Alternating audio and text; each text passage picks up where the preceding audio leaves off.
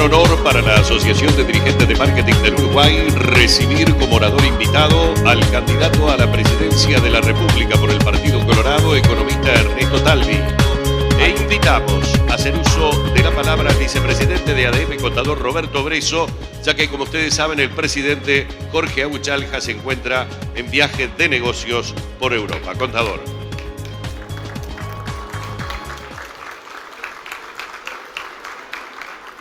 Buenas tardes, muchas gracias. Tengo el honor de darle la bienvenida en nombre del Consejo Directivo de ADM y de su presidente, nuestro presidente, que se encuentra fuera del país, por eso no nos puede acompañar hoy. Como ustedes saben, ADM ya es una tradición que en cada periodo electoral realiza estos ciclos con los candidatos a presidente, y este año no podía ser la excepción.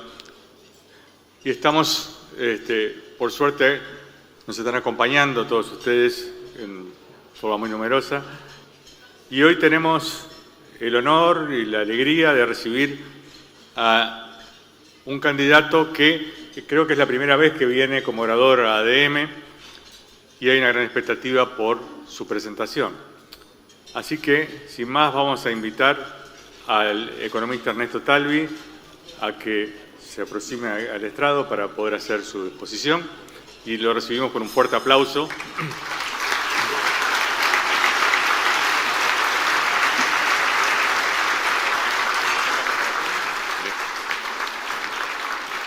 Muchísimas gracias a todos por estar hoy aquí. Muchísimas gracias a ADM por la invitación. Muchísimas gracias, Roberto, por la presentación, Enrique, por acompañarnos aquí en la mesa, al presidente Julio María Sanguinetti y a mi compañero de fórmula, Robert Silva, de quien me siento enormemente orgulloso de que nos esté acompañando en esta patriada que hemos iniciado juntos hace muy poquito tiempo. Miren, yo quiero empezar hablando sobre lo que me gusta llamar el espejismo o la década mentirosa, que es la que va del 2004 al 2013-2014, cuando el país crece de manera formidable, 6% anual, mucho más que su promedio histórico. Creció la producción, los ingresos, los salarios, bajó el desempleo, bajó la pobreza, bajó la indigencia. Todo eso ocurrió, no tiene ningún sentido negarlo, es la realidad. La gente vivió muchísimo mejor durante todo ese periodo de bonanza económica que el Uruguay no veía desde los años 50. Es importante entender qué es lo que lo generó. Lo generaron fuerzas externas que nosotros no controlamos. Precios de los productos agropecuarios que el Uruguay produce y vende, que estaban a precios de oro, la soja, el trigo, la carne, la lana, el arroz, la leche, porque había un gigante, China, que se devoraba todo lo que encontraba por el camino. Y además, porque estaban llegando al país, como a todos los países emergentes, después de la crisis financiera global, capitales en abundancia, recursos financieros y de capital para comprar tierra, para comprar propiedades, para comprar empresas, para desarrollar nuevos emprendimientos productivos, buscando una rentabilidad que ya después de la crisis no se obtenía en los países desarrollados. Esa combinación de que lo que vendemos valía a precios de oro y los recursos financieros y de capital que se precisan para producirlo nos lo tiraban por la cabeza, generó una extraordinaria bonanza. Una bonanza que, como digo, y una abundancia que ocurre cada 70 años. Era un bollo, era cuestión de abrir las alas y dejar que el viento lo llevara a uno puesto. Le pasó a todos. Le pasó a Argentina, le pasó a Brasil, le pasó a Paraguay, le pasó a Bolivia, le pasó a Ecuador, le pasó a Chile, le pasó a Perú, le pasó a Colombia. No le pasó a Venezuela porque el chavismo se encargó, aún con el petróleo a $120 el barril, de destruir el país. Pero Argentina, con los Kirchner, creció 6% por año, igual que nosotros. Es importante que lo tengamos en cuenta porque en el 2014 se desvaneció el espejismo, nos pegamos un aterrizaje en la realidad porque los precios de los productos que producimos y vendemos bajaron de manera precipitada cuando la China perdió el apetito y porque esos capitales que venían a raudales dejaron de venir, no solo al Uruguay, a todos los países emergentes, y entonces se produjo un frenazo económico equivalente a bajar la velocidad de circulación a la que veníamos de 120 kilómetros por hora a 20 kilómetros por hora. Fue un tremendo frenazo. Esa es la proporción real en términos económicos de lo que ocurrió traspasado a la velocidad de un automóvil. Eso empezó en el 2014. A partir del 2014 el país básicamente se estancó, creció muy poco. Y creció perdiendo una enorme cantidad de empleos y creció con una caída muy fuerte en los niveles de inversión productiva del 25%. O sea que tuvimos crecimiento con destrucción de empleo y crecimiento sin inversión. No es una forma de crecimiento sano.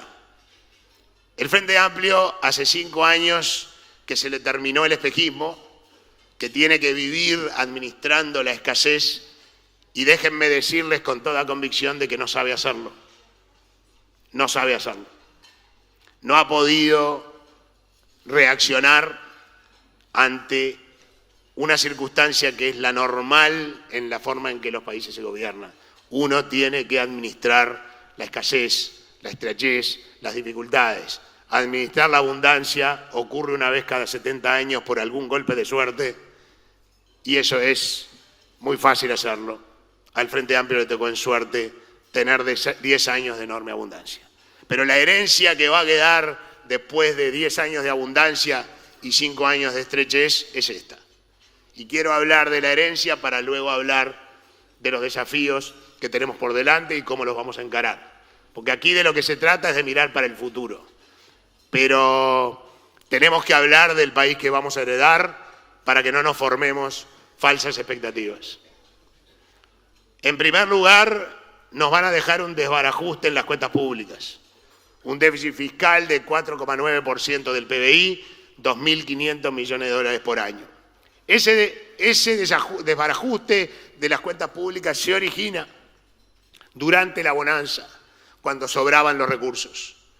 Ingresaron a la administración pública durante la bonanza, fundamentalmente, entre 2005 y 2014, 70.000 nuevos funcionarios.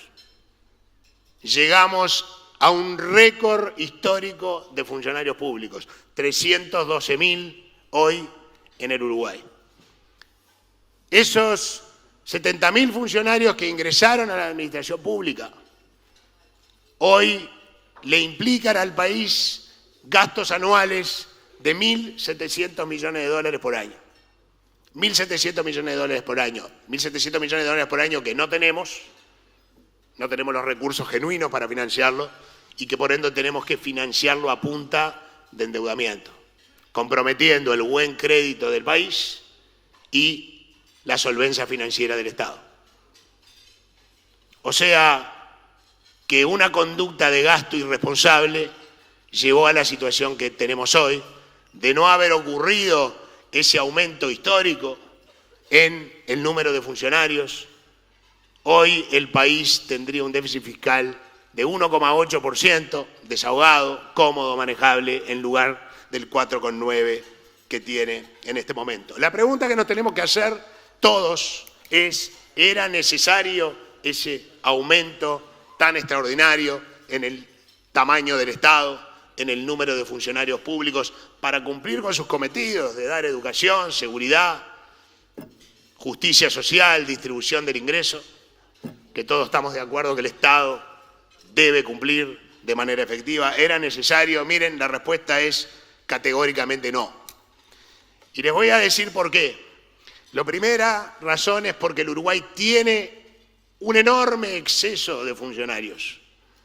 Comparado con cualquier país similar, sea con Nueva Zelanda, país pequeño, de origen y de base agropecuaria y agroexportadora, con una población similar a la nuestra, sea comparado con Chile, Uruguay tiene un número de funcionarios públicos que es enormemente elevado para lo que es el estándar de países que se manejan mejor. En Nueva Zelanda y Chile el empleo público es el 12% del empleo total, en el Uruguay es el 19% del empleo total. Pero es que no solamente tenemos un exceso enorme de funcionarios, sino que además la productividad del gasto público es muy mala en el Uruguay. El Uruguay hace mal las cosas que hace. De hecho, la productividad de cada peso que el Uruguay gasta, en términos de gasto público, tiene un rendimiento 40% inferior al que tiene cada peso que gasta el Estado chileno. Y estas son mediciones del Banco Interamericano de Desarrollo. Así que quiero ahora, para que esto no quede en el abstracto, hablar del tema que nos obsesiona, del tema que ha sido el buque insignia, de por qué decimos esto y lo afirmamos con tanta convicción, de que este aumento desmedido que compromete la solvencia fiscal y el buen crédito del país no era necesario. Lo voy a ejemplificar con el tema de la educación. Miren, la matrícula en la educación, desde el comienzo del gobierno del Frente Amplio pasó de 708.000, déjame redondear, 700.000 estudiantes a 650.000. Bajó la matrícula. Tenemos menos estudiantes hoy matriculados por cuestiones demográficas, por la fuga hacia la educación privada, que los que teníamos cuando el Frente Amplio empezó su gestión. Muy bien.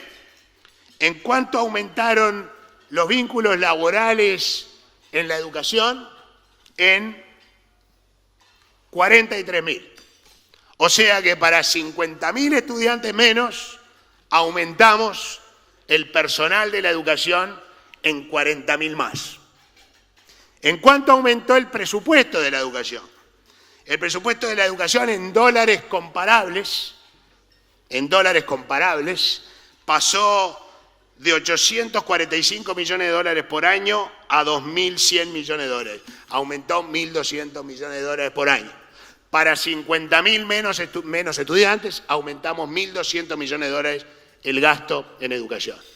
Entonces, hagamos la cuenta, porque es fácil. Si bajó la matrícula en 50.000 estudiantes, multiplicamos por 2 veces y media el gasto en educación, multiplicamos por 2 el personal de la Administración Nacional de la Enseñanza Pública, de la ANEP, entonces el resultado es que ahora tenemos 70 funcionarios teníamos 70 funcionarios en la educación por cada 1.000 alumnos, ahora tenemos 140, tenemos el doble.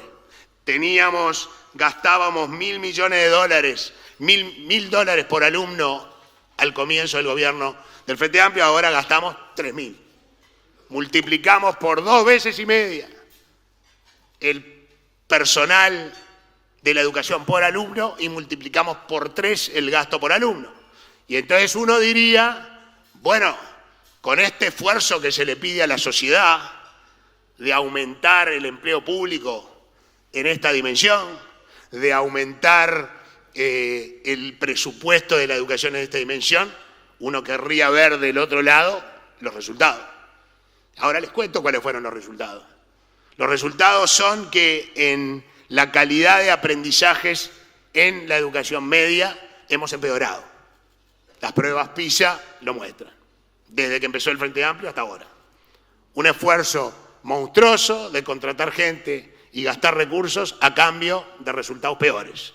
Entonces la respuesta que se nos da es que aumentó la cobertura en secundaria y que ahora chiquilines que antes no iban o no concurrían a secundaria están concurriendo, y como son chiquilines que vienen de trasfondos más vulnerables, entonces eso puede explicar por qué tenemos peores resultados. Y es cierto, la cobertura a nivel secundario aumentó, aunque no aumentó el número total de alumnos. Entonces nos fuimos a fijar en primaria, porque en primaria la cobertura no aumentó, era 95% al comienzo del gobierno del Frente Amplio y es 95% ahora. Y ¿saben qué? Los resultados que publica la UNESCO, las pruebas CERCE, TERCE, en lectura, en ciencia, en matemática, empeoramos en todo, en primaria. Así que aquí está claro de que le hemos pedido a la sociedad un esfuerzo descomunal en términos de costos para apostar a algo que a nosotros nos hubiera encantado poder apostar, que es la educación, pero hemos contratado un montón de gente, hemos gastado millones de dólares, tenemos que atender menos alumnos que lo que se atendía en el año 2004 y los resultados que obtenemos son peores de los que obteníamos antes. Así que ese es el veredicto. Y yo no tengo ninguna otra explicación para esto, que aquí lo que ha pasado es que el Frente Amplio ha construido el aparato político y de poder más formidable de la historia del país. Y ese aparato político y de poder se enquistó en el Estado e invadió todos los territorios posibles, habidos y por haber. Les leo textualmente lo que decía el expresidente Mujica en Pepe Coloquios, un libro que publicó Alfredo García, el director del semanario Voces, en el año 2009, antes de que asumiera como presidente. El Frente Amplio tiene una verdadera pasión por los cargos y por acomodarse. Es una máquina de llenar cargos. El clientelismo político va a llevar al Frente Amplio a la tumba. Esto decía el expresidente Mujica en el año 2009. Lamentablemente, él fue el abanderado número 1 de llevar estos vicios que él señala a su máxima expresión. Así que después de 15 años de gobierno, hoy tenemos 70.000 funcionarios más, récord de funcionarios, un presupuesto 1.700 millones de dólares mayor al que tendríamos si eso no hubiera ocurrido, y del otro lado lo que tenemos son peores resultados. Eso es una enorme mochila que se le pone al sector privado. Y esta es la segunda herencia que va a dejar el Frente Amplio. Empresas contra las cuerdas, asfixiadas, sin rentabilidad, sin competitividad, achicándose, cerrando, cesando trabajadores y no iniciando en buena medida, depende de los sectores, pero en buena medida, nuevos proyectos de inversión. Y la tercera herencia que nos va a dejar este desgobierno, esta forma absolutamente irresponsable de dilapidar los recursos de los contribuyentes, es que una fractura social que está informada en el tremendo fracaso educativo. 1 de cada 2 chiquilines nacen en las periferias urbanas pobres que rodean a todas las ciudades. Solo 19 de 100 terminan el liceo y sin educación condenamos a estos chiquilines a la informalidad, a la changa, a depender de los planes del Mides, al delito o a la droga. Y no nos tiene que sorprender entonces que en esa sociedad que se ha construido,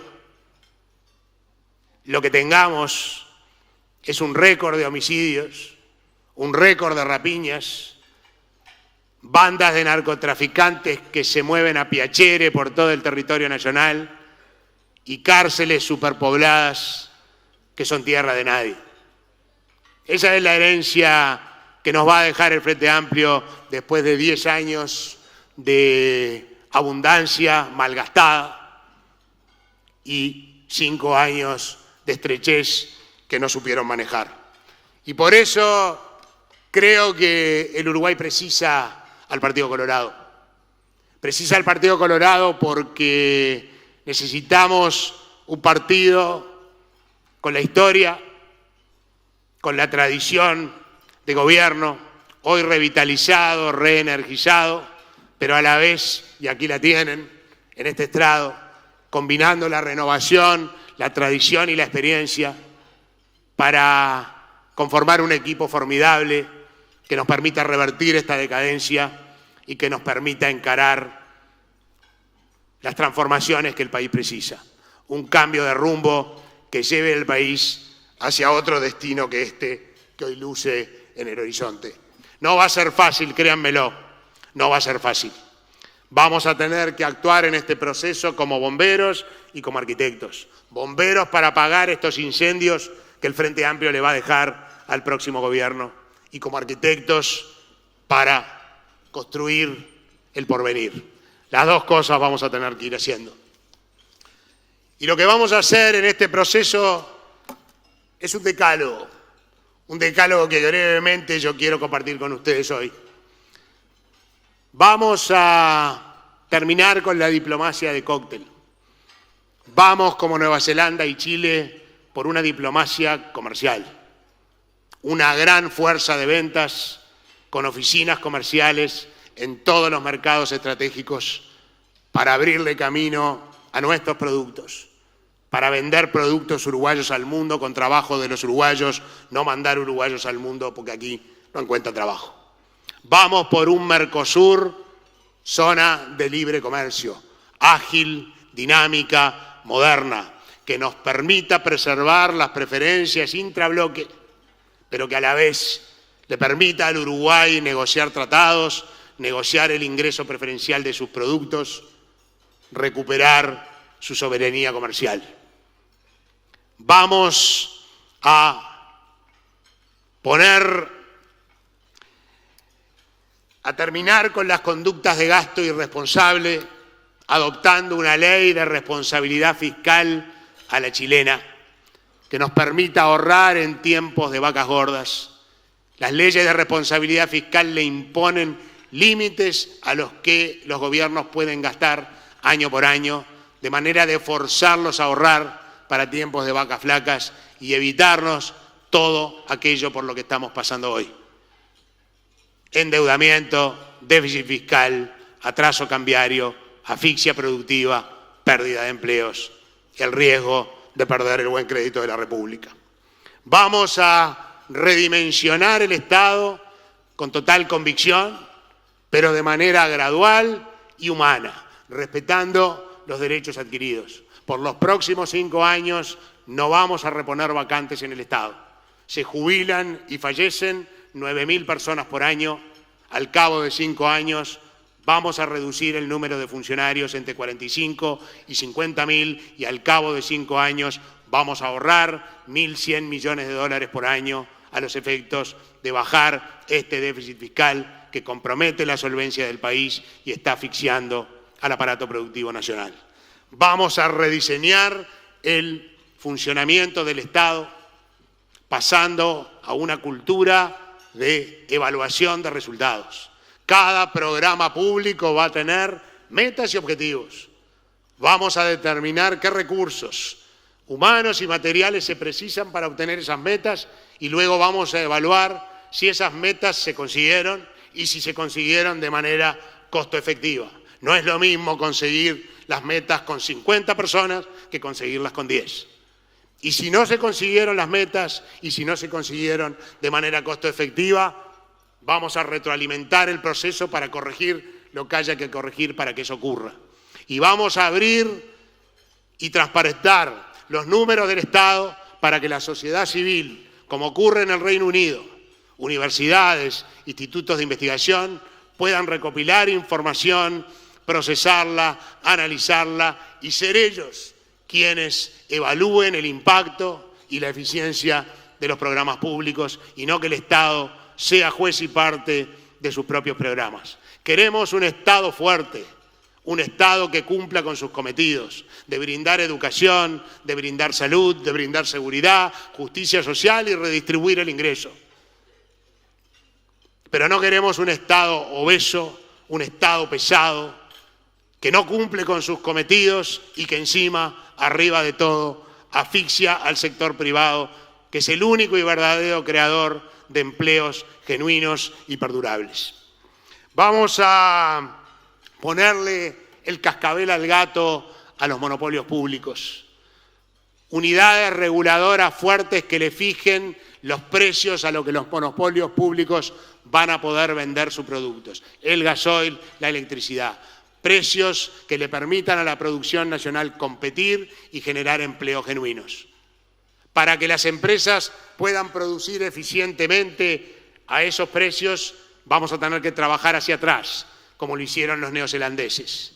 Cambiar el gobierno corporativo para que puedan trabajar con eficiencia. Empezando por directorios y altas gerencias integradas por personas enormemente capaces en el manejo de organizaciones complejas, que van a llegar allí por concurso de mérito y que van a ser evaluadas en su gestión, y si no cumplen con los cometidos que el accionista, el Estado en representación de los accionistas, que somos todos los ciudadanos, los dueños de las empresas, si no cumplen con sus cometidos, adiós que te cure Lola. Se terminaron los endiques, se terminaron las Carolina Coses. Las empresas del Estado van a trabajar al servicio de los ciudadanos, al servicio de la producción, al servicio del desarrollo, al servicio de crear empleos legítimos. Al cabo de 5 años, estimamos poder ahorrar $1.000 millones que hoy estimamos son los sobrecostos con los que producen las empresas del Estado por el manejo político, por el amiguismo, por la incompetencia y por el acomodo.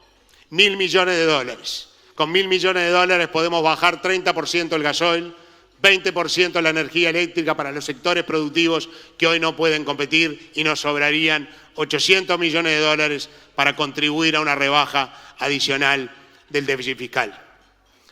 Vamos a promover relaciones laborales que protejan los derechos de los trabajadores. Nadie nos va a enseñar a los ballistas a proteger los derechos de los trabajadores. Pero vamos también a proteger la posibilidad de que se creen nuevos empleos y que no se pierdan los existentes. Para ello vamos a mantener los consejos de salarios, ¿sí? No se inventaron en el 2005, son una institución que nació en el país en 1942. Pero los consejos de salarios van a tener que cumplir con los cometidos para los que fueron creados y que están en línea con las recomendaciones de la Organización Internacional de Trabajo. Fijar salarios mínimos por categoría y subcategoría, de manera de asegurarle un mínimo digno al trabajador, pero de la misma manera que no conspire contra la posibilidad de crear empleos admitiendo las diferencias, que no es lo mismo una empresa internacional que trabaja en la capital del país que una empresa familiar que trabaja en un departamento del interior. Y luego de fijado en los mínimos por categoría y subcategoría, será la negociación bilateral, la negociación colectiva, ya sea a nivel de sector, subsector, de empresa, de línea de producción dentro de una empresa, entre el sindicato y la empresa y aquellas empresas que no tengan sindicato, entre los representantes que los trabajadores designen para la negociación. Habrán de negociar las otras condiciones, aumentos salariales, condiciones de trabajo. Vamos a reducir la conflictividad promoviendo mecanismos de prevención y resolución de conflictos en la ley de negociación colectiva, supletorios en los casos en que las negociaciones y los acuerdos sectoriales no los contengan. Vamos a crear un tribunal de arbitraje y conciliación para que las partes en conflicto se puedan someter a ese tribunal de manera voluntaria y acatar sus resoluciones, y vamos a derogar el decreto que interpreta la ocupación como una extensión natural del derecho de huelga. No lo es, viola la Constitución de la República, el derecho de propiedad y la libertad de trabajo. Y vamos a promover acuerdos de productividad. La palabra productividad es mala palabra en el Frente Amplio o en parte del Frente Amplio, porque se cree que la productividad es explotar al trabajador para que gane más la empresa, y la productividad en realidad de lo que se trata es de hacer las cosas mejor con menos esfuerzo. O sea que gana la empresa y gana también el trabajador. Los acuerdos de productividad obligan a la empresa y a los trabajadores a compartir información. Obligan a alinear sus intereses y promueven relaciones cooperativas, y eso es lo que vamos a promover para terminar de una buena vez con este paradigma de la lucha de clases que le ha envenenado el alma a la República. Vamos por una reforma del sistema jubilatorio que nos permita construir un sistema justo, verdaderamente solidario y financieramente sustentable. Por eso vamos a introducir en el pilar de reparto las cuentas virtuales, como lo hace Suecia. Las cuentas virtuales van a estimular la contribución del trabajador a lo largo de toda su vida de trabajo. ¿Por qué? Porque el trabajador sabrá que lo que contribuye a esa cuenta virtual va a estar directamente relacionado con lo que va a recibir cuando le toque retirarse. Y esas cuentas virtuales nos van a permitir además introducir incentivos automáticos para prolongar la vida activa a medida que aumenta la expectativa de vida y darle, por ende, sustentabilidad financiera al sistema de reparto. Si alguien, porque no tuvo la suerte que otros tuvimos, después de una vida activa no llegó a un mínimo digno, el Estado se lo va a asegurar. Pero no a través de financiar el sistema, sino a través de votar en el Parlamento los recursos correspondientes para que en esos casos la gente que llegó a la vejez y no puede tener y sostenerse por sí mismo para una vida digna, pueda tenerla. Vamos a recomponer la convivencia ciudadana, haciendo una reorganización profunda del Ministerio del Interior. Vamos por una policía de vecindad. Es la primera línea de defensa contra el delito y hoy está total y completamente desmantelada. Vamos a un combate frontal contra las bandas de narcotraficantes. Mis amigos mexicanos me decían, colegas y amigos, hace unos años, cuando empezó el problema del narcotráfico que migró de Colombia a México, bueno, estos asesinatos y homicidios que vemos ahora son ajustes de cuentas. No nos incumbe a los ciudadanos que vivimos en otras órbitas. Así empezaron. Hoy las bandas de narcos tienen tanto poder como tiene el Estado.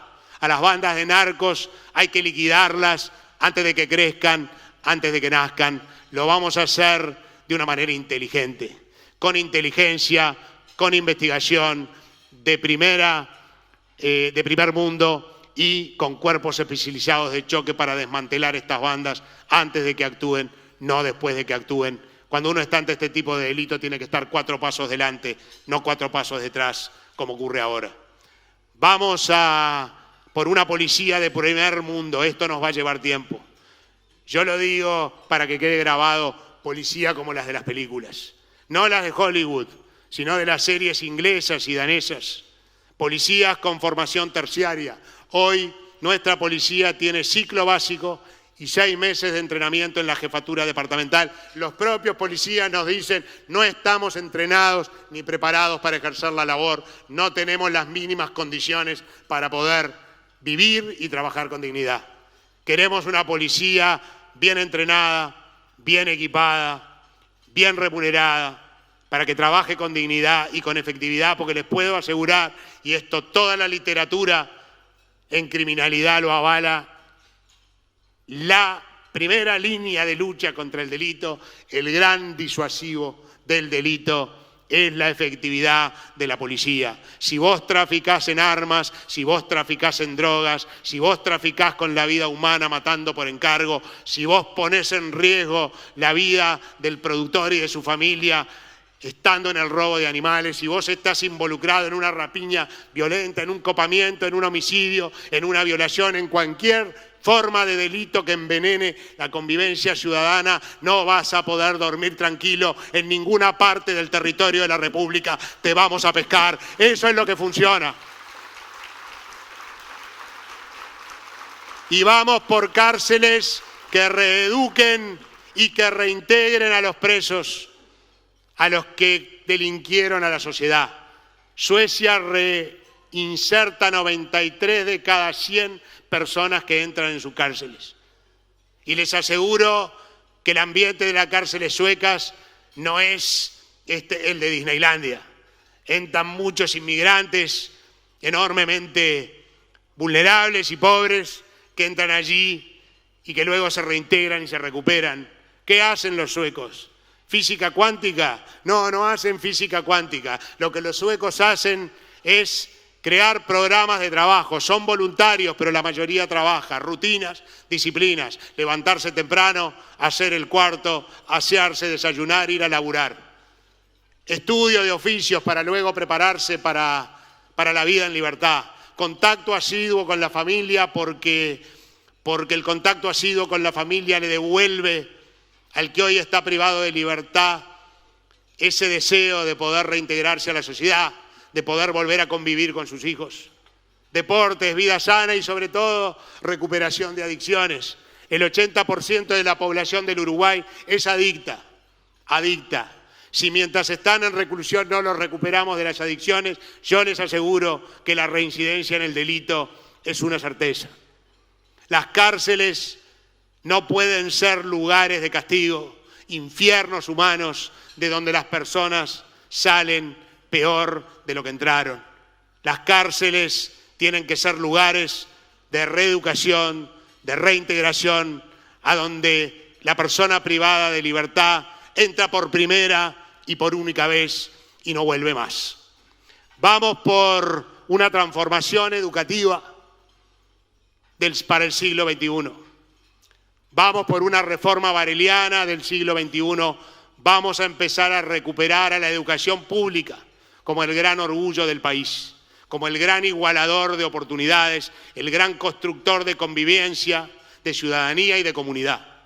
Y vamos a empezar haciéndolo desarrollando una red, desplegando una red de 136 liceos públicos modelo en todos los cinturones de pobreza donde nacen la mitad de los chiquilines y quedan hoy condenados a una vida sin futuro simplemente por el barrio en el que nacen, a la informalidad, a la changa, al Mides, al delito, a la droga, para darles otra trayectoria de vida, otro futuro posible.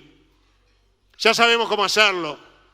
Hay experiencias en el mundo que lo indican, la fórmula existe, tenemos que aplicarla y multiplicarla por 136. ¿Va a ocurrir en un año? No. ¿Va a ocurrir en 2? No. ¿Va a ocurrir en un periodo de gobierno? Probablemente no.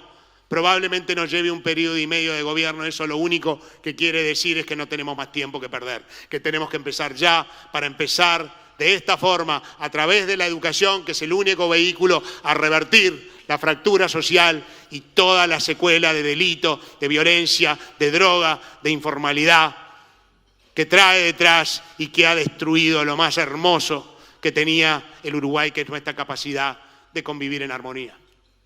Ese es el decálogo de desafíos que vamos a encarar. El doctor Jorge Valle me decía: mira, Ernesto, hay dos maneras de liderar.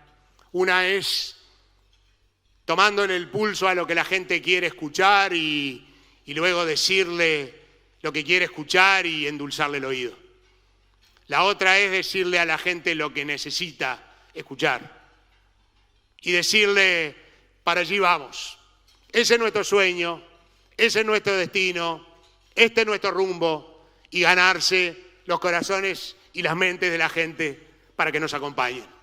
El Partido Colorado en su mejor versión, y yo creo que hoy estamos ante la mejor versión del Partido Colorado en décadas,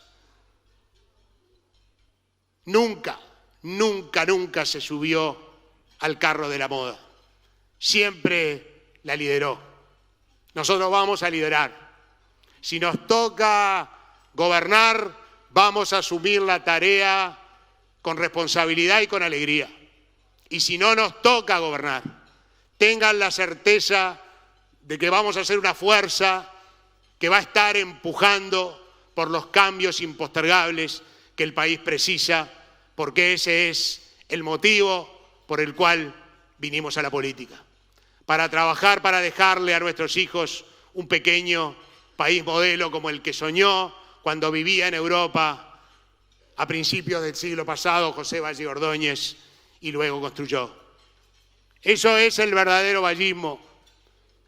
Valores liberales, humanistas e internacionalistas, que son atemporales, que no pasan de moda, porque son el sustento de la civilización occidental en la que estamos instalados y en la que vivimos y de que ahora está siendo amenazada y agredida. Y desde esta pequeña comarca en la que nos tocó nacer, crecer, construir nuestros afectos y nuestra historia personal, vamos a defender con quienes sea que en el mundo la estén defendiendo, desde Emmanuel Macron hasta Justin Trudeau. La vamos a defender con uñas y dientes porque es una creación formidable de la humanidad, el único sistema que ha permitido a la gente vivir en una relativa prosperidad y dignidad y en una posibilidad de convivir en paz en la diversidad. No es un sistema que no estamos dispuestos a defender, lo vamos a defender en todas partes, en nuestro país también. El vallismo es también una actitud, la actitud de que nosotros no esperamos a ver qué es lo que nos pasa. Nosotros salimos a construir la sociedad que queremos. Y el país que queremos es un país de oportunidades, un país justo, un país amable, un país digno, un país disfrutable para los que vivimos en él, un país capaz de convivir en armonía, un país orgulloso de tener un pueblo educado y donde los valores cívicos tienen raíces profundas. A eso vinimos a la política y a eso vamos. Muchas gracias.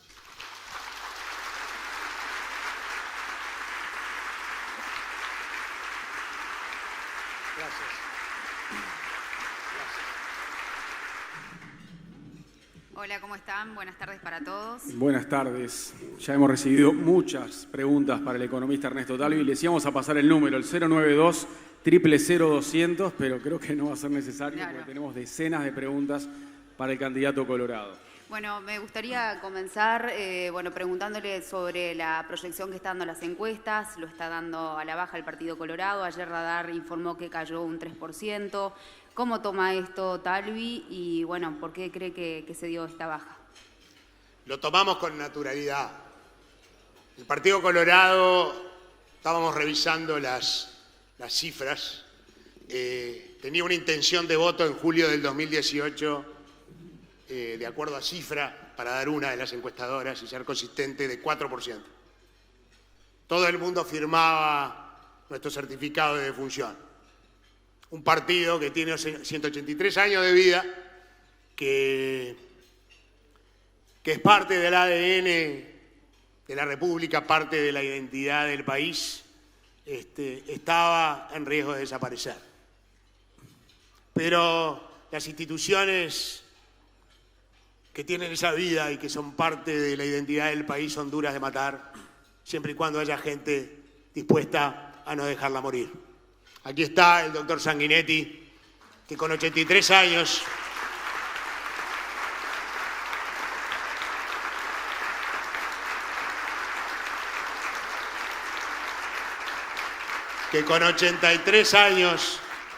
retirado de la política electoral, no de la política, como dice él, dedicado a recorrer el mundo, dar conferencias, escribir libros que todos leemos y que un gran aporte le hacen a la sociedad. Yo digo que la agonía de una democracia debería ser lectura obligada en todos los liceos para que podamos poner la historia en donde debe estar y no permitir que sea reescrita. Bueno, ahí salió a la cancha a tratar de remontar esto. José Amorín siguió en la cancha dando la pelea y bueno, a pedido del doctor Jorge Valle, nosotros también salimos a la cancha proponiendo una renovación que todo partido precisa. El doctor Sanguinetti dice la renovación sin tradición es efímera y la tradición sin renovación se anquilosa, se marchita.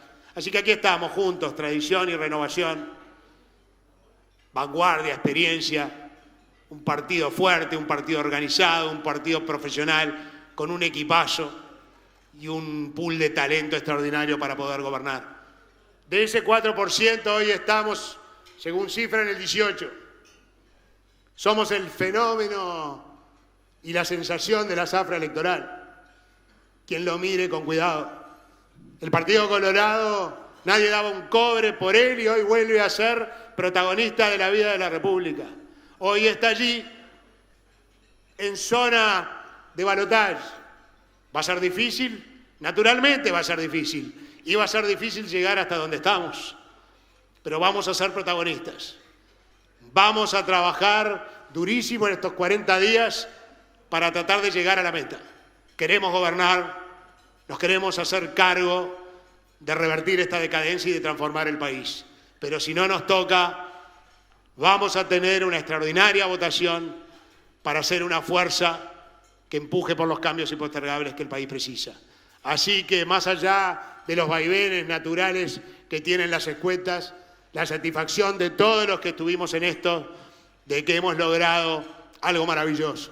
El resurgir del Partido Colorado, el que vuelva a ser protagonista de la vida de la República y que una institución que es parte de la identidad del país esté hoy gozando de buena y muy buena salud. Ernesto, voy a hacer una pregunta más sobre el tema de la intención de voto que planteaba recién Valeria. Si tomamos a las encuestas como una fotografía del momento, vemos que usted en agosto creció en todas.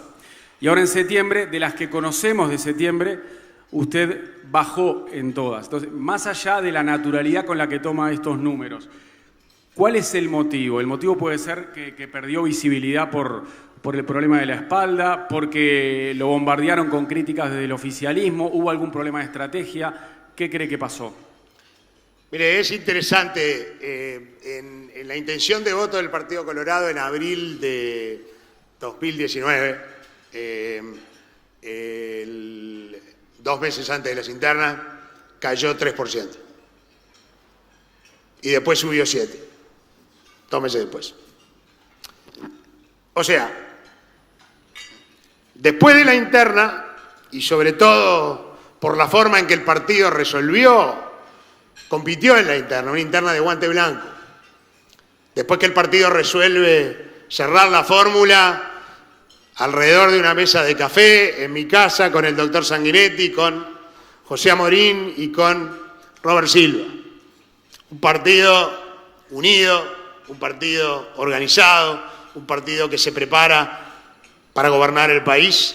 Bueno, y renovado por esta opción que triunfó en las internas, tuvo un salto muy importante en las encuestas, para nosotros sorprendentemente alto, en algunas encuestas 10 puntos, previo a la interna, a después de la interna. Así que tomamos esto con naturalidad. Es interesante si uno analiza las encuestas. Cifra los 3 puntos que perdió el Partido Colorado los ganó el Partido Nacional. Opción, los 3 puntos que perdió el Partido Colorado los ganó el general Manini. Y ayer Radar presenta una encuesta en que los 3 puntos que perdió un poco menos el Partido Colorado los ganó el Frente Amplio. Cuéntenme. Así que cuando uno ve eso, dice, bueno, mirá, no sé por dónde estamos perdiendo votos. Lo que toma esto es con naturalidad, como un vaivén de la encuesta, y mantiene su curso. ¿Cuál es el curso? Nosotros no le vinimos a decir a la gente lo que quiere oír. Venimos a decir quiénes somos, en qué creemos, cómo tomamos las decisiones. Venimos a contarles cuál es nuestra agenda de gobierno. Venimos a contarles hacia qué rumbo queremos llevar el país. Venimos a decirles que el vallismo liberal, humanista, internacionalista, con una actitud transformadora, de vanguardia, optimista en las posibilidades del futuro del país, está aquí nuevamente echando raíces en el Partido Colorado. Así que nosotros vamos a seguir nuestro curso. El Partido Colorado va a votar muy bien. si nos va a alcanzar o no para llegar al gobierno, era una tarea difícil, no lo sé. Claro que estar 2 semanas fuera de las canchas afecta a cualquier equipo. Una contractura que me apretó un nervio, el médico me decía lesión de futbolista de alta competencia, si no haces la cuarentena que tenés que hacer, no vas a poder salir a la cancha para jugar la final. Desde el miércoles pasado volvimos a la cancha, aquí estamos jugando las finales, vamos a dejar el alma en la cancha y vamos a recuperar esos pocos puntitos que naturalmente, por los vaivenes naturales de las encuestas, tienen que ocurrir.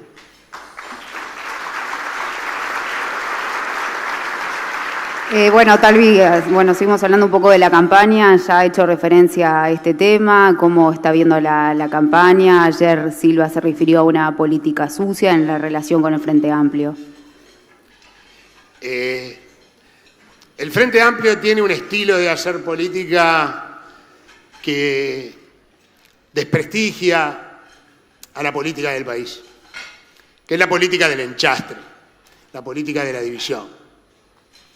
Así de simple y así de fácil. Como nos consideran un rival difícil de vencer, porque saben que si el Partido Colorado llega al balotaje, pierden seguro. Y pierden seguro por una razón muy elemental, que todos los blancos, el 98% de los que voten al Partido Nacional en octubre, van a votar al Partido Colorado en noviembre si el Partido Colorado está en el balotaje.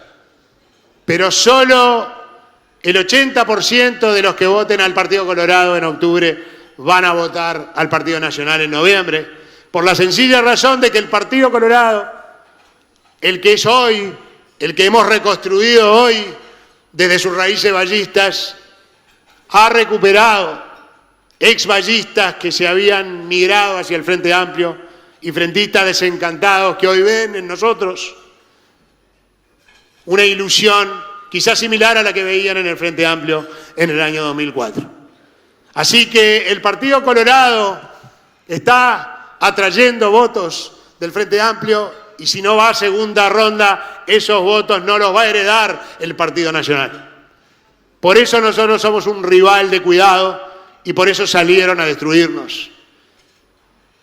Los ataques, la política sucia del último mes no debe tener parangón en la historia del país y salieron a ensuciar a una persona de una enorme integridad, a una persona que dedicó su vida al servicio público y en particular a la educación, que es Robert Silva. Salieron a ensuciarlo.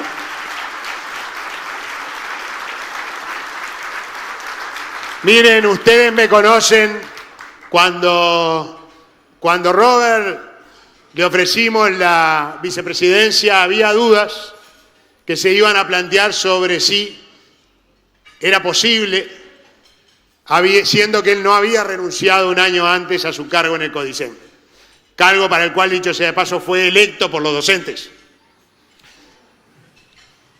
Y lo que hicimos fue proceder de manera institucional, llevar a la Corte Electoral el tema y decirles, estamos a lo que ustedes resuelvan. Si entienden que Robert está habilitado, entonces felices será nuestro compañero de fórmula, y si entienden que no lo está, entonces tendremos que buscar otro candidato o candidata. La Corte falló diciendo que Robert Silva estaba perfectamente habilitado. Fuimos por lo institucional, por lo jurídico, porque así procede los partidos liberales y republicanos. Lo político no está por encima de lo jurídico. Si la Corte Electoral hubiera dicho que Robert no podía ser candidato, no lo hubiera sido.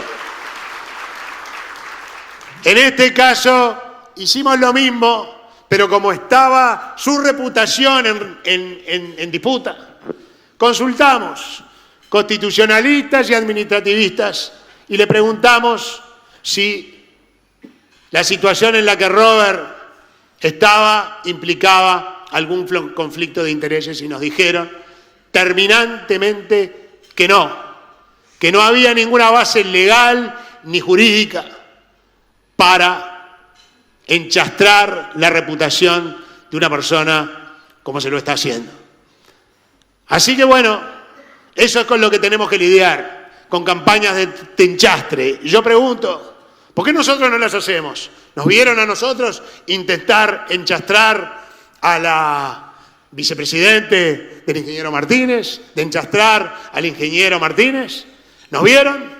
No, no nos vieron. ¿Lo vieron al doctor Lacalle enchastrar a Graciela Villar o al ingeniero Martínez? ¿Lo vieron al doctor Mieres enchastrar a Graciela Villar, a Daniel Martínez? No, no nos vieron a ninguno de nosotros, porque tenemos respeto por nuestro sistema institucional, porque hay ciertos límites que aún en la dura competencia de la política no se traspasan, y ese límite es la dignidad. Nosotros no lo vamos a traspasar. Ernesto, entre los dardos que recibió desde el Frente Amplio en los últimos 20 días, también le lanzaron una flor. ¿Y quién lanzó esa flor? Eduardo Bonomi, el ministro del Interior, que dijo que de todos los programas de seguridad de la oposición, o sea, entre todos los programas de seguridad de sus rivales, el más potable es el del Partido Colorado. Terminó siendo un elogio esto, ¿no? Dice que el programa de seguridad suyo es bueno, tiene cosas muy positivas. ¿Cómo toma este elogio usted? ¿Se agradece? ¿No se agradece? ¿Le puede representar un efecto contraproducente? Enormemente agradecido y sobre todo alegremente sorprendido de que lo que Bonomi no hizo en 15 años, ahora lo quiere hacer y que nos copie lo que nosotros estamos proponiendo. ¿No considera que esto lo pueda perjudicar, que Bonomi elogie su programa de seguridad? Mira Mariano, nosotros tenemos un programa de seguridad y tenemos un equipo multidisciplinario formidable. Al inspector retirado Rivero, tenemos a Andrés Ojeda, experto en justicia criminal, tenemos a Diego Sanjurjo, que es un académico, porque a mí me gustan los equipos multidisciplinarios, me gusta la gente que tuvo experiencia en la trinchera y que por ende conoce el territorio, pero me gusta la gente que también tiene capacidad de mirar las cosas desde una perspectiva de política pública más general. En casi todo lo que hemos hecho tenemos equipos que están integrados con gente que tiene experiencia y con gente que tiene formación académica. Así que tenemos un gran equipo y el Partido Colorado tiene un gran equipo. Aquí tenemos al vicepresidente Elví Hierro, que fue ministro del Interior, está aquí con nosotros. Tiene una experiencia y un conocimiento extraordinario. Así que la gente joven que seguramente va a estar en la primera línea tiene la posibilidad extraordinaria de reunirse con él y con otros que han desfilado desde la experiencia por el Partido Colorado, porque eso es lo que el Partido Colorado tiene hoy. Tiene una capital de talento, de experiencia absolutamente formidable y tiene una renovación de gente más joven que quiere y que tiene ganas de salir a la cancha a jugar, y entonces tenemos un equipo con balance. A mí, que soy de Peñarol, disculpen que revele esto, pero no soy relator, así que puedo decirlo.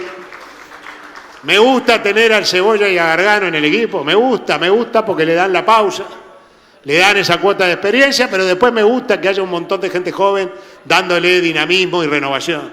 Así es como se componen los mejores equipos. Así que no me molesta para nada, es un reconocimiento de que el Partido Colorado tiene el mejor programa de seguridad que hay en oferta. Talvi, pero hoy recibió una baja el Partido Colorado. Guillermo Maciel se fue a filas de, el Partido Nacional de Luis Lacalle Pou, justamente por estar contrario con algunos lineamientos del Grupo Asesor de Seguridad. Principalmente dice que tienen un perfil más académico en materia de seguridad. En fin, las personas mayores de edad en un país libre como este, por suerte, tienen la potestad de decidir pedir pase para donde quieran, y las personas mayores de edad tienen la posibilidad de reclutar a quien quieran. Nosotros tenemos nuestro programa de seguridad, creemos que es un programa de seguridad formidable, que se ha hecho con gente extraordinariamente experiente, muy lejos de lo académico. Lo académico a veces le da forma al encare global y las cosas como se presentan, pero tenemos un capital de experiencia que asegura que lo que vamos a hacer está validado no solo por quienes estuvieron en esto y saben del tema, sino validado por nuestra propia esfuerzo de ir a ver experiencias exitosas en otros países, como lo hicimos con el Plan Medellín, como lo hicimos para combatir el problema de los narcos, como lo hicimos en los barrios de Chicago, para ver cómo redujeron los niveles de violencia de manera enorme, incorporando policía de vecindad y reclutando ex convictos que se rehabilitaron, reintegraron para que actúen como modelos en comunidades donde el único modelo que ven a veces es el delito y la violencia. ¿Le sorprendió que se haya ido con el Partido Nacional? Sí, me sorprendió porque Guillermo Maciel es una persona muy valiosa, que le ha hecho un aporte muy grande al Partido Colorado, que ha sido una persona que espejó algunas de las falsedades que se planteaban desde el Ministerio del Interior, así que me apena que no esté con nosotros, pero de vuelta. Es mayor de edad, es libre de tomar las decisiones que mejor le parezcan. Dijo hace un rato que a las bandas de narcotraficantes hay que liquidarlas antes de que nazcan. La verdad que suena un poco utópico eso. ¿Cómo se hace? Perdón, Mariano, que no te entendí. Dijo recién en su discurso que a las bandas de narcos hay que liquidarlas antes de que nazcan. ¿Cómo se hace eso? Porque parece algo muy volado, un sueño. A ver, esto es lo que nos decían en los lugares donde han tenido éxito en desmantelarlas. Es esto. Mirá, las bandas criminales trafiquen en drogas, en armas o en cualquier otro, con la vida humana, en fin. En el robo de animales, que hoy también son bandas criminales. No crean por un solo instante que el abigeato está originado en gente que roba una oveja para poder comer. Son bandas criminales. Las bandas criminales son organizaciones complejas. Piensen en la droga nada más. La droga hay que ingresarla al país, hay que pagarla, hay que acopiarla, luego hay que venderla, hay que distribuirla, hay que cobrarla, hay que lavar el dinero que se cobra por la venta ilegal de drogas, hay que contratar un montón de gente para llevar adelante todas estas operaciones. Hay decenas de instancias para detectar los movimientos de esas bandas criminales. Para eso lo que se necesita, uno, son servicios de inteligencia y de investigación con profesionales especializados y equipamiento moderno que permitan detectar esos movimientos y luego cuerpos especializados de choque. ¿Y hoy no hay nada de eso? Se empezó tarde, pero bien, hace año y medio, a hacer operativos similares a lo que nosotros estamos proponiendo. Los miradores. Creo que en parte, así es, creo que en parte por eso el ministro Bonomi debe decir que hay ciertas afinidades en nuestros planteos. Él reconoció que la policía de vecindad es disfuncional y fue desmantelada. Pero sí, el Uruguay no se reinventa cada 5 años, Mariano. El Uruguay toma lo bueno que hicieron los gobiernos anteriores, lo trata de mejorar y luego encara los desafíos que plantea el porvenir. Si yo me parara hoy aquí y dijera que todo lo que el Frente Amplio hizo en los últimos 15 años está mal, estaría faltando a la verdad. Hemos reconocido el Plan Ceibal, hemos reconocido, aunque queremos llevarlo más allá, el programa Uruguay Crece Contigo, hemos reconocido la política antitabaco del doctor Vázquez. El único problema es que la política antitabaco debiera ser anticonsumo del tabaco, no que se sustituya el consumo del tabaco que se produce a nivel nacional para que se consuma tabaco de contrabando. O sea que esto tendría que ser una política para disminuir el consumo, no para dejar a los uruguayos sin trabajo. En fin, el Frente Amplio hizo lo mismo. Estuvo en contra de la generación de energía por los privados y en lugar de echarla para atrás, la usó para llevar al Uruguay a ser uno de los países de vanguardia en la generación de energías eólicas, de energías limpias. Estuvo en contra de la instalación de Botnia, ahora UPM, y no solo defendió con uñas y dientes frente al embate de los Kirchner a la primera de las plantas, sino que ahora acaba de cerrar un acuerdo para traer una segunda. Estuvo en contra de las zonas francas y hoy todavía allí están, a pesar de que a veces se las pone en tela de juicio y se las cuestiona.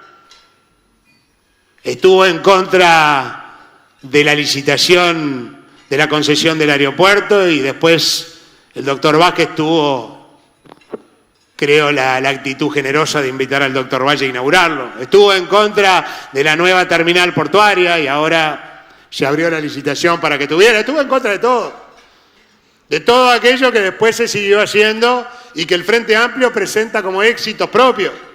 Y yo estoy contento de que no hayan echado para atrás, porque eso es lo que le da al país credibilidad, confianza y continuidad, de que el país no se reinventa cada 5 años cuando cambia el gobierno, aunque el gobierno que llegue se haya opuesto a las cosas que el gobierno anterior hizo, porque ya fueron resueltas en la sociedad por un parlamento legítimo y se tomaron muchas decisiones a raíz de esas decisiones de gobierno.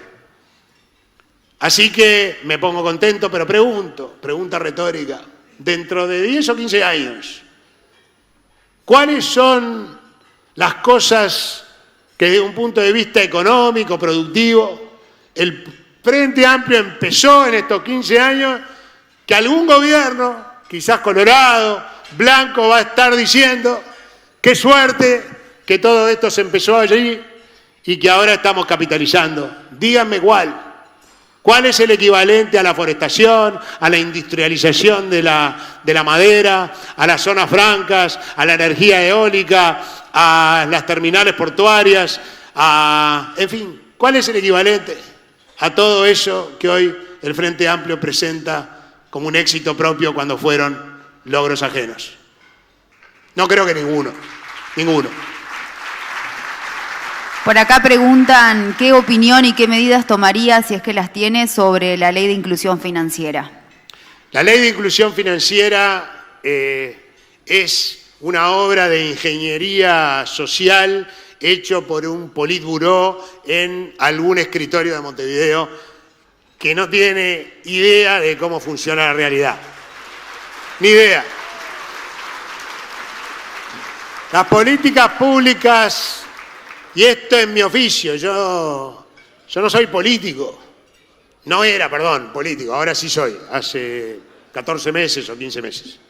Y lo soy con mucho orgullo porque la política es una actividad noble de servicio a la comunidad, si es que así como se la encara. Ahora si es este tráfico de insultos, de intrigas, un juego estéril de poder, bueno, claro, si es eso solo, a los ojos de la ciudadanía se desprestigia, pero si son ideales, vocación de servicio, trabajo para construir una comunidad mejor, entonces la política es una actividad noble, una actividad muy noble, de la que me siento muy orgulloso de estar ejerciendo con otros que la ejercen con la misma nobleza. Así que, en fin, perdón que me perdí el hilo con este de Tour. ¿Cuál era la pregunta?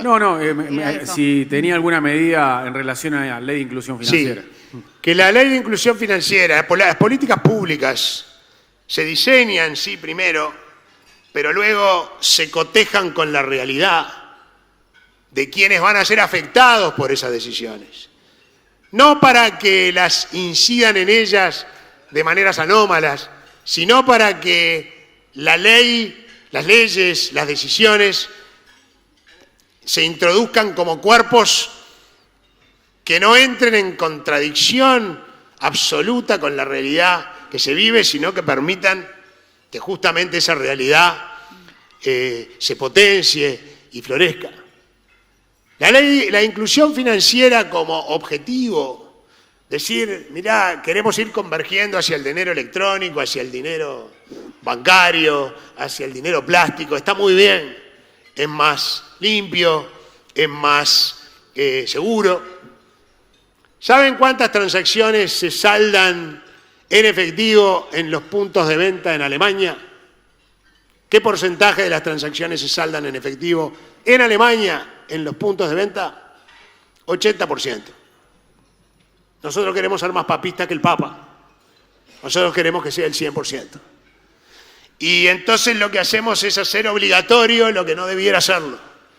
Si damos incentivos, y hay muchos, para usar el dinero electrónico, bancario y plástico, dados los incentivos, los ciudadanos tienen que tener la libertad para decidir, los compradores, cómo distribuyen sus pagos entre efectivo y otras formas de dinero, y los comerciantes, cómo aceptan sus pagos, si con tarjeta, si con efectivo, y si es con ambos, y se les da la mismísima gana de hacer descuentos en efectivo, tienen que poder hacerlo. Incentivo sí, obligatoriedad no, no es así como se hace política. Y más de un presente le pregunta lo siguiente, Talvi. Con esos 70.000 empleados públicos que según usted fueron tomados irresponsablemente por este gobierno, ¿qué se haría? ¿Dónde los reubicarían para no generar más desempleo? Es exactamente al revés lo que está pasando, Mariano. Nosotros hoy tenemos un nivel de gasto que se generó cuando había recursos abundantes durante la bonanza, cuando la soja valía $600 la tonelada, no 280, cuando la leche valía 50 centavos de dólar el litro, no 29, cuando el arroz valía $270 la tonelada, no 170. Ahí sí que se podía financiar todo, pero eso ya se terminó. Así que hoy estamos gastando mucho más que lo que ingresa. ¿Y qué es lo que está pasando? Estamos, para tratar de tapar ese agujero, en este gobierno se hicieron 3 ajustes fiscales. Se subieron impuestos, se subieron las tarifas del gasoil, de la electricidad, para poner 2 insumos importantes en la producción nacional por encima de los costos de producción, para tratar de recaudar. O sea que sobre una economía que recibió un tremendo golpe por la baja de los precios de los productos agropecuarios, sobre una economía en donde las empresas no tienen rentabilidad y en algunos casos producen a pérdida, nosotros pretendemos, para cerrar ese boquete, cobrarle más impuestos. Como eso no alcanza, entonces salimos a pedir prestado, salimos a endeudarnos a razón de 2.500 millones de dólares por año. ¿Qué hacemos? Vamos a pedir dólares prestados, los traemos al país, los vendemos en el mercado para conseguir los pesos para pagar todos los meses el presupuesto público, generamos una sobreoferta de dólares y por ende tenemos un tipo de cambio que no es competitivo. Somos el país más caro para producir y para vivir en las Américas.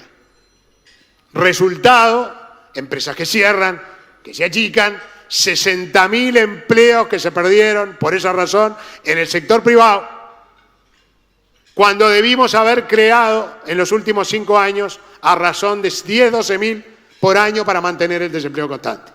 Así que en realidad se han perdido más de 100.000 empleos entre los que se perdieron y los que no se crearon en el sector privado. Así que nosotros tenemos que recomponer la ecuación económica del sector privado. Y una de las formas de recomponer la ecuación económica del sector privado es redimensionando el Estado.